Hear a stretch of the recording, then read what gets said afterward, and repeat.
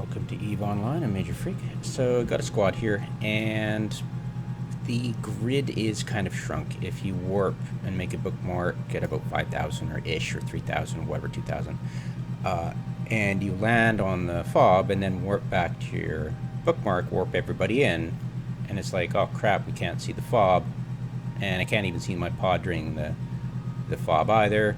Crap. So what you've created is two bubbles, and they're not going to merge.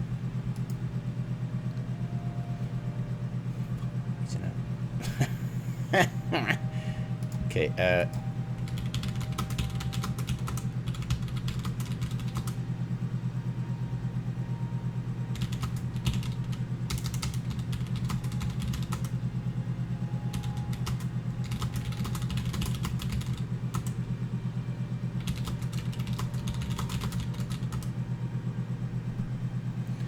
all right,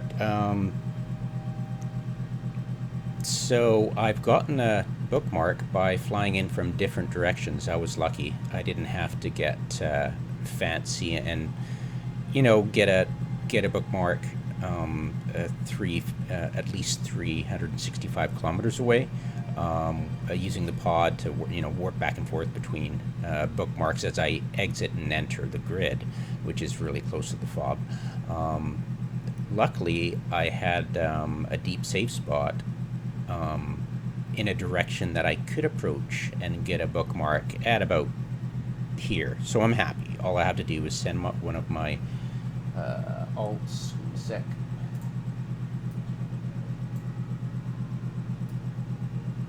flying away from the fob. Crank on the old MWD and just wait till he gets 1500 at least. And then the thing is, though, he's going to disappear from our grid. Bet you anything.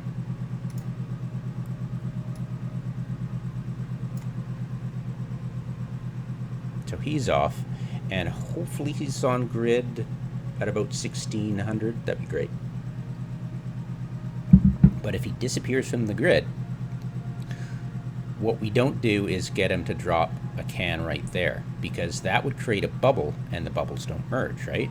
So we need to get him back across to our side of the grid and drop a jet can in order to extend the grid, play grid food, basically.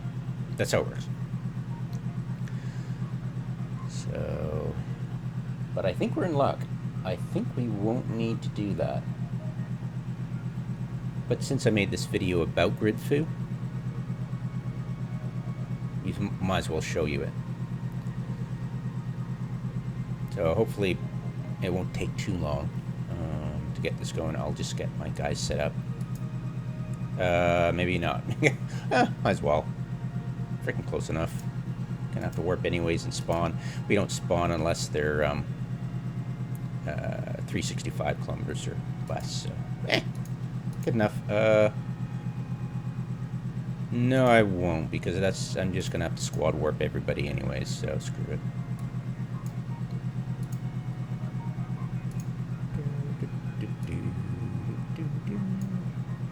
Should be popping off grid any moment, I'm assuming.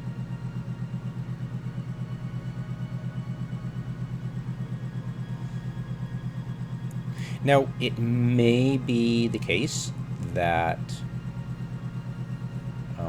our presence here, our very presence here, has enabled us to extend the grid that way, because we've got partners in crime for this guy. So that's possibly the issue here.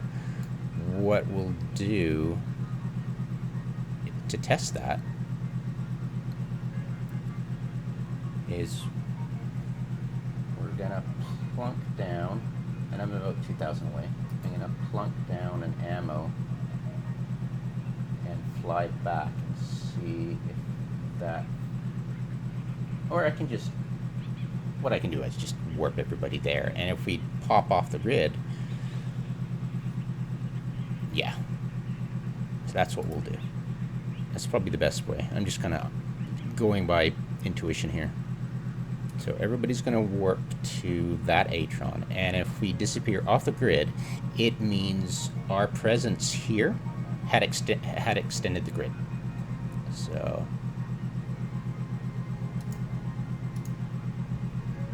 let's cross our fingers.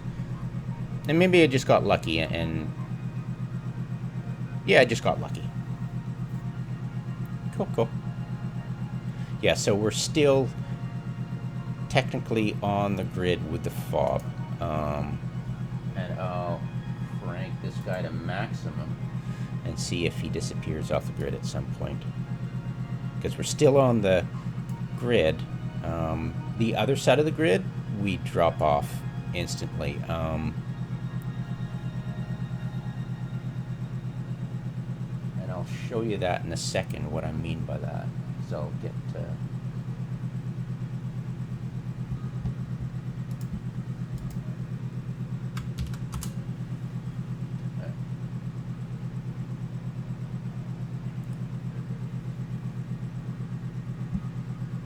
Okay, we're good. So I'm just going to align everybody. Everybody's set up to go into the fob.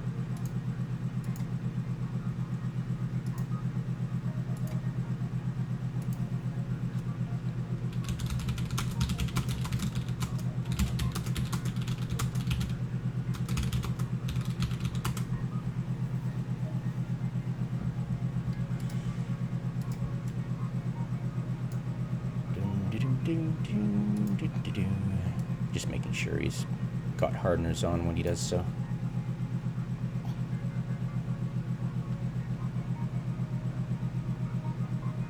And I'm still on grid.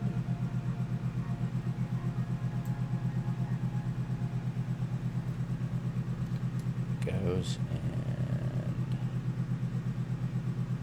3, 2, 1.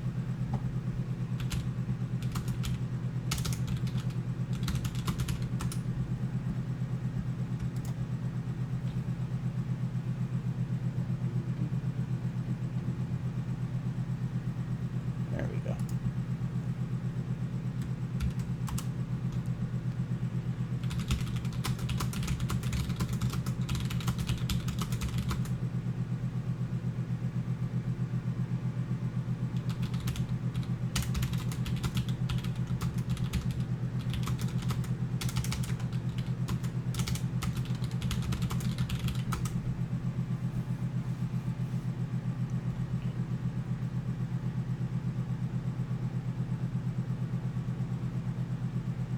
Oh. My scout's still on grid, so that's kind of annoying. What I'm going to do, I'm going to warp the alt back, get into a pod, and then I'm going to watch it go to the fob, and then it'll warp to the pod. I'll warp the pod to my other 2 bookmarks, and you'll see me disappear from grid. I'm assuming. Just playing around with the idea of grid foo at the moment. So eject. Get my other alt to target him.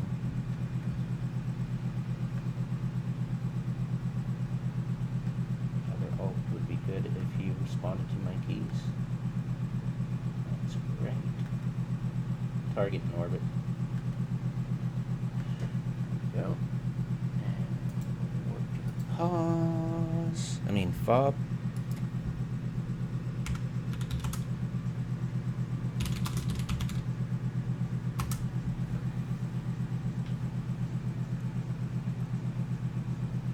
Oh. Oh, it was rain, right. Silly me. Sorry about that. And I'll actually be able to show you in person, not just on another entity.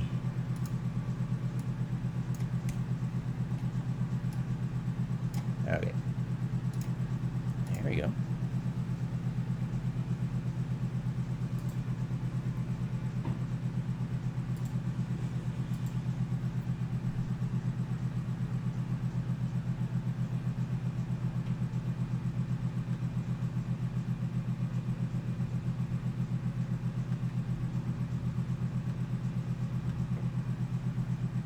up. Uh-oh.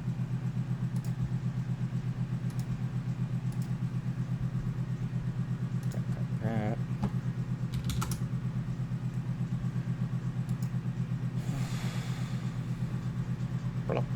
Okay, sorry. All right, so fob 1 was 6,000, about 7,000, which is usually good enough, right? And I've somehow played GridFoo. I don't understand how I did it. How could I play GridFoo without actually putting a jet can down? Because this was off-grid the first time I flew to it. That's interesting. I didn't know you could actually extend it without dumping a jet can. Huh. Of course, I needed to have vacated the first bubble I made when I worked in on fob 1. So let's go fob 2. I'll show you that way, in that direction. So that was 4,000 in the other direction. And I'm still on grid. Interesting. Now I noticed when I had all my fleet at fob 1, and I would warp to the fob and disappear, but that when I make fob 2 and fob 3 with everybody still on fob 1, I would see them as I was warping through the fob, and I made the bookmark, and I would land on the fob and they disappear. And then when I warp everybody away, like to another celestial, AUs away, and then I got everybody to where they are now, after realizing that that fob 3 was actually on grid with my pod, I was like, okay, I'll get everybody here, and then I'll extend the grid. But by the time everybody showed up there, with everybody on grid, it extended the grid by that very fact, which is really weird, but something I'm probably having to understand a little more. I don't quite understand it yet, but it's nice that I don't, because it was easy to conceptualize that, okay, I need a jet can, blah, blah, blah, and if I've got tag teams, that might work too, but I still need to put down a jet can because, or do I need to? And now I know I don't have to, and now I'm kind of confused because I was like, wait, it was easy to conceptualize an object in space instead of a pilot, because your own pilot won't. Yeah, it's really kind of confusing. So yeah, anyways, that's, I'll shut up now. I'm sure it's less, I'm probably overthinking it, and when I watch the video, I'll be like, you know, but anyways.